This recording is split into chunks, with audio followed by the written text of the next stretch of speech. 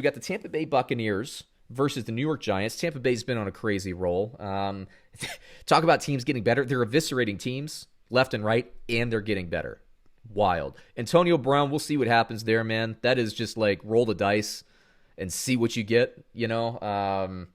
Is he going to finish the season there? I tend to think Antonio Brown will finish the season with the Buccaneers. We'll see. This is how wacky he is. I wouldn't count on it, but obviously if you got Antonio Brown available in your league, pick him up. Let me just go through. Because the Giants defense is a little underrated. I don't think this is going to be a massive 40-point game for the Buccaneers, but Tom Brady, you can start him because like I said, he's getting better every week. Fournette, nice to see him back and really kind of being the guy there, in my opinion. So I start Fournette. I'm cooling off considerably on Ronald Jones.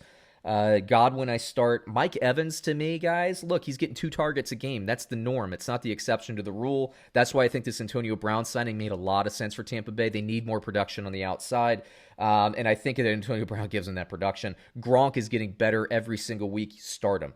The Giants, I don't like anybody on this team against the Buccaneers defense.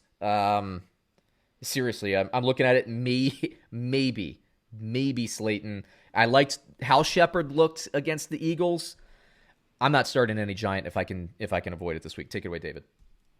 Yeah, I mean, I just got to start off by saying I'm an idiot because last week, right, we talked about how the Tampa Bay Buccaneers completely dominated the Packers and how with them being so good at stopping the run, the Packers being dependent on the run, we should have been able to see it coming. Mm-hmm. And then about 2 minutes later, when it was time to pick the Buccaneers against the Raiders, who also were dependent on the run, I've turned around and picked the Raiders. I'm sure some of the viewers are like, what the hell is wrong? And I realized it right after we ended the show. I went, you know what?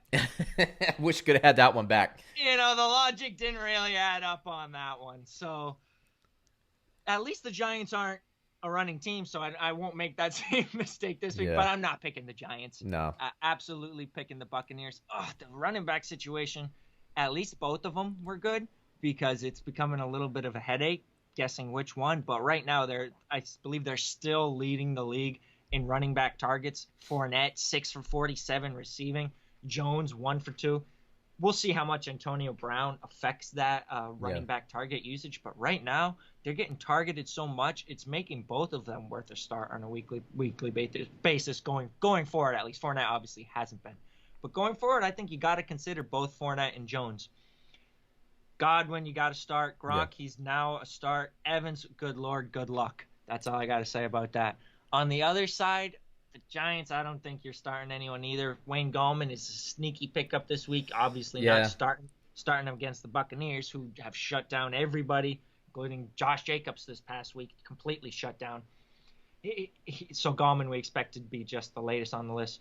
The one guy who I'm kind of thinking will be a sneaky, albeit low ceiling play, is Sterling Shepard. Yeah. And the one stat that I caught on him looking at him, posted it this morning, he has at least 7.5 fantasy points. He hasn't gone below a 7.5 point threshold since week 15 of 2018. Wow. That's 14 straight games. Sterling Shepard has not gone below 7.5 points. Again, that's not exactly a screaming high floor, but it does show that he has been dependable. He has not burned you at any point in the past 14 games, if we're excluding the one game he got hurt week 2 and got exited early. But he's been consistent as a producer. No. And Darius Slayton's probably going to get the Carlton Davis matchup against the Bucs, and Carlton Davis is already generating a name as a shutdown corner. So I think we're going to see him kind of looked away from that. Leads to Sterling Shepard getting some targets from the slot, especially in garbage time. I think he's probably the only one I'm comfortable starting this week against the Buccaneers. Yeah, with regards to the point about against the spread, as soon as I saw the COVID stuff with the Raiders last week, and I saw that Brown and Abram were out, I'm just like, no way. There's no way.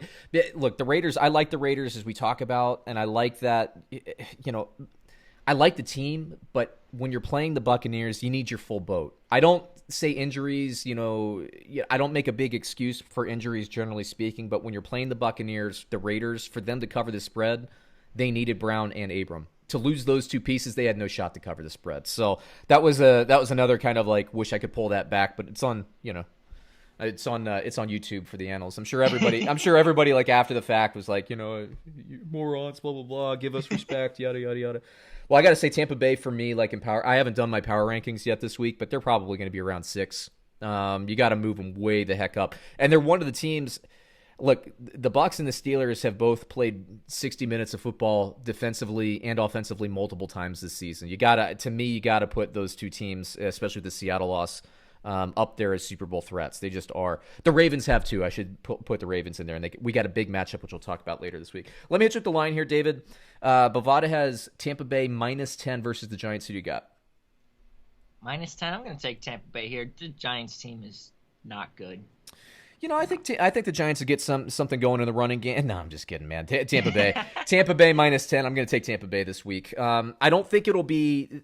Look, I don't think we're going to get like the 55-10 game here, but I could see like a 28-10. I don't think we're going to see the Bucs in the 40s. I wouldn't be shocked if we don't see them in the 30s either. But the Giants just don't have the firepower to put to make way with this team. No way.